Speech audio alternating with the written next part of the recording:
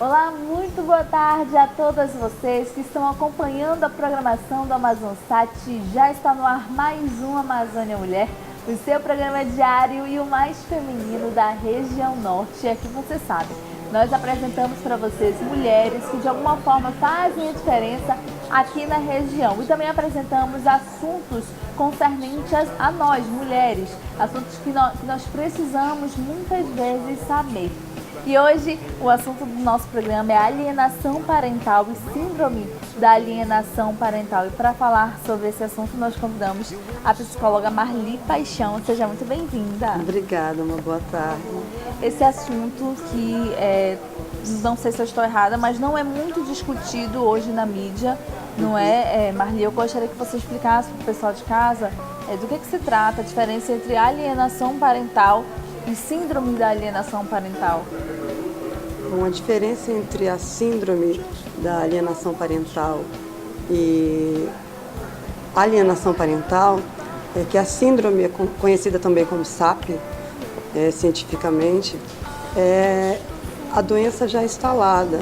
Então, vou falar um pouquinho antes da alienação parental. O que seria alienação parental? Alienação parental é o ato de coagir, de inibir uma criança, ou a criança ou o adolescente, por algum parente contra o outro, um outro parentesco, o outro cônjuge, ou às vezes um avô, avó, alguém dentro da família.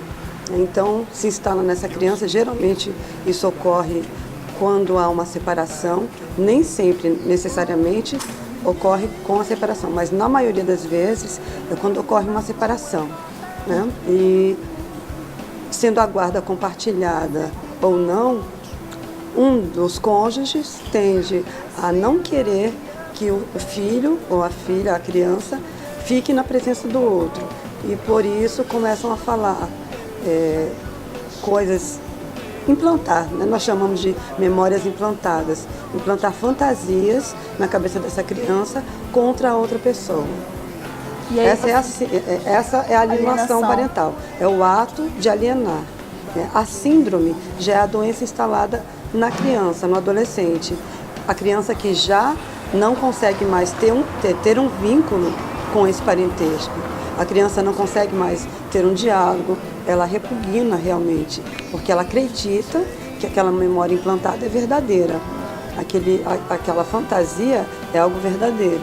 Então ela dá início a uma separação, né? A não querer estar perto, a não querer a companhia, a se sentir mal próximo à pessoa que foi implantada, não aquela que implantou, né?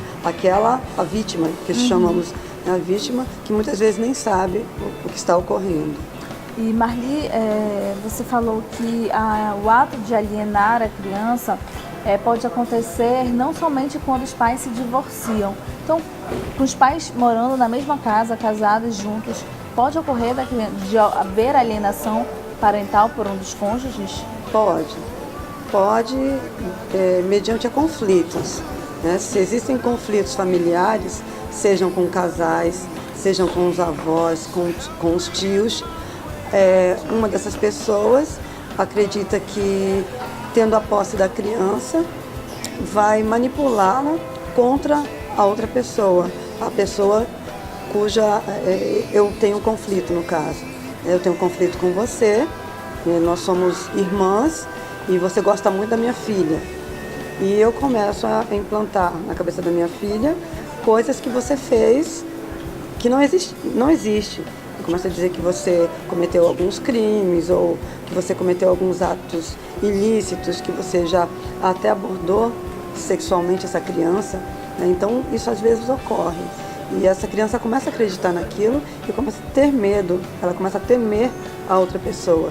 Então necessariamente não precisa de que sejam casais e que haja separação. Às vezes na própria educação dos filhos. O pai e a mãe não entram em consenso nessa educação. Um pede uma coisa, o outro pede outra coisa, um acha que aquilo é certo. Então a criança começa a não saber a quem ela deve seguir, né? A quem ela deve recorrer.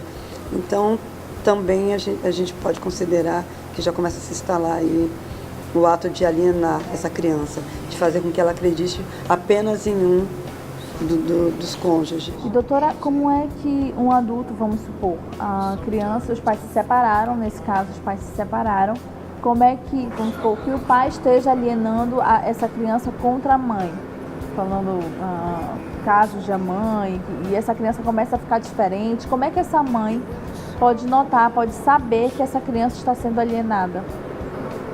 Geralmente, ela começa a perceber que a criança fica indiferente.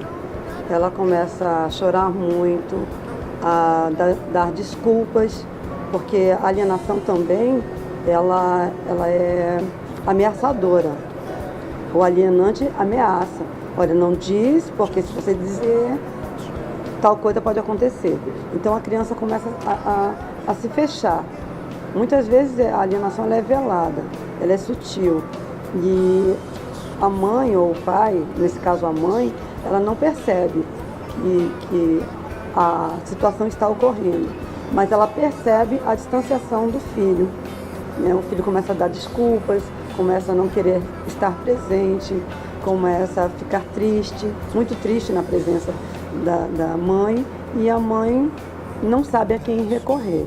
E é nesse momento em que nós orientamos que tanto mãe como pai, percebendo a diferença da criança, percebendo que a criança está demonstrando uma situação conflituosa, ou depressiva, ou ansiogênica, que procure o tratamento, que procure orientação. Porque muitas vezes as pessoas buscam a psicologia quando a doença já está instalada, quando o conflito já está instalado. Nós gostamos de trabalhar com a prevenção.